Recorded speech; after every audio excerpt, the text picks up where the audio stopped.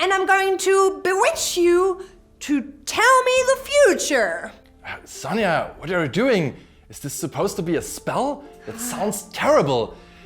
Can't you use like a different language to make it sound more epic? Okay, let me try.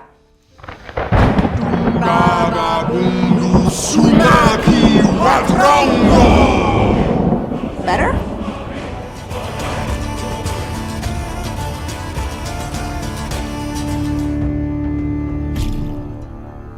Welcome to Sonja's Adventures. Before we start, hit the subscribe button and ring the bell to get notified about all the amazing LARP videos. And hey, did you guys remember this story for a different day? Oh, and one last thing. Duftat ongo, gaf wagoof. Didn't understand? Well, that's a story for a different day. What I said there was a perfect insult in a fantasy language from a befriended LARP group, the Wuwultschuk. It was a pretty epic sentence, actually. Well, there are dozens of reasons to use fantasy languages in LARP. Oh yeah, for sure. And so many different ways on how to. For example, I think a perfect reason to do this is if you're a magician and you just want to have something that sounds more magical, more tribal, more badass, something you can't just understand right away. I mean, the undead at Conquest, for example, often use Latin for magical spells to raise their fallen again from the grounds. And there are different ways, of course, to make this sound more epic and more, well, out of this world. Yeah, Latin is a good example because it's a dead language. It sounds very sacred, very religious. Clerical almost. Clerical. Yeah. And all the stuff you need to learn it, like it's already there. It's already there. You just need to Google it. Yeah. So easy. I mean, I've heard a lot of magicians also making up sounds and words like olomolo, vololo, kololo, shololo. I don't know. I'm not really impressed when I hear that because I can hear that it's made up. It's something that they just make up on the spot, and you notice that it doesn't actually mean anything, you know? Yeah, it lacks the structure of an actual language. Like the grammar and the different kind of words that you have. For example, orcs and elves, they often use a Tolkien-based language, Orcish and Elvish, and they only use certain words. They pick out certain words to use and then sound more foreign and more evil or more non-human, basically. We also do this in our clan. We use Proto-Celtic in our clan to, well, have a more communal spirit, because that's also something that fantasy languages can do. They give you a more communal spirit in your LARP because only you and your friends can understand what you're saying. Yeah. Nobody else. It's kind of like an inside joke for the whole group. Only that it's not a joke, it's a language you use. Exactly, so if, for example, in my clan, if I say, hey, brakari, dringuat puta, nobody else understands what I said, but all the, people around me, all my friends, clan sisters and clan brothers know that they have to go to the yurt, because I said so. That's something that only you guys understand. It gives you a more communal spirit. And orcs and elves, for example, you kind of, with the use of words like obrok in Orcish, for example, like an orc chief is called an obrok usually. That's something that you notice that they don't usually speak the common language. They have a bit of an accent, a bit of a dialect. They just force themselves to use the normal language, but of course obrok is something from their mother tongue, something they would normally use. So that makes them more like a, non-human species. More exotic. More exotic. It kind of suggests that there is a broad culture behind it. Exactly. It makes the whole thing feel more real and more immersive when you talk to an orc and he uses some words in a different language. It's a bigger cultural background that shimmers through and that makes you feel like there's more to it than just what he speaks and tells you and shows you. More culture in the background, basically.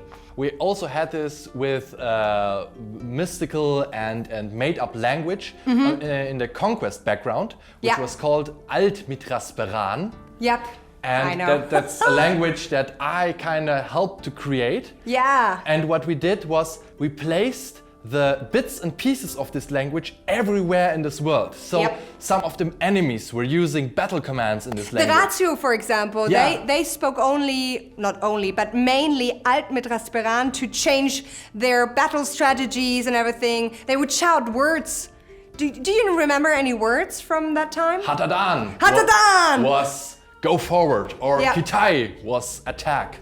Yeah. And some of the words were also found in old libraries and manuscripts In and books. letters and books. Yeah. So Players could learn the language. yeah, they could figure it out and piece it together like a huge jigsaw puzzle. And they could solve riddles at one point where they had the solution like all year long, and they found it in another point.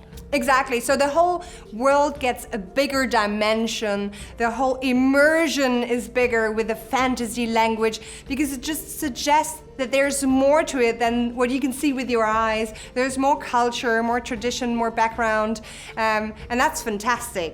The craziest example I ever had and I've ever seen in my entire 10 years of LARP is the made-up language of the Wuwultschuk, of the LARP group that I've talked about in the beginning, because they are crazy. I mean, we have a few words in a different language that we use every now and then. They only speak their made-up fantasy language, and you cannot look it up anywhere. It's called Wuwultschuk, and I'm trying to learn it right now, and it has its own grammar. The grammar does not resemble any other normal language. It doesn't resemble English, it doesn't resemble German.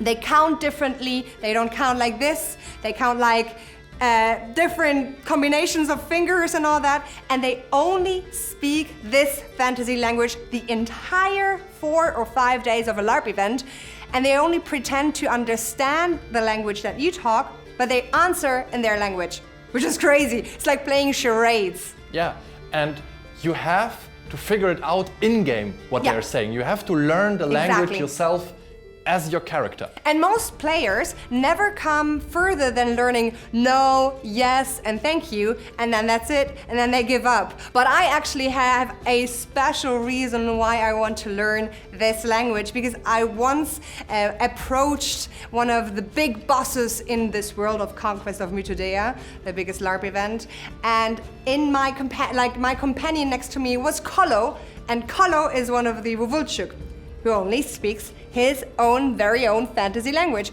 And so we went along, and he's my brother in battle, and I walk up to this very special and very important person in Conquest, and I want to try to tell him about the problem that Carlo has. And he's trying, he's talking, and I'm trying to translate, and there is no freaking way I understand. Like, he's like, and I'm like, yesterday, moon, big mountain, and like Hollow is getting frustrated with me because I don't understand what he means. And so there and then I said, no more, I'm going to learn Wuwultschuk, and I only learn with him when I have free time in the evening in the yurt with some gin and some rum, and that's why I only learn this language when I'm drunk or when I'm drinking. And it actually works pretty fluently while I'm drunk, and then I forget everything the next day, and I don't know why. Maybe you will remember when you're drunk again. That is my exact plan, and that's why I'm drinking so much at LARPs. No, but it's actually a super fun experience to try and find out more about his culture, and to try to find out more about his clan and his tribe, and it's just rich. It's just pure immersion. How about you guys? Do you guys use fantasy languages in live action roleplay as well?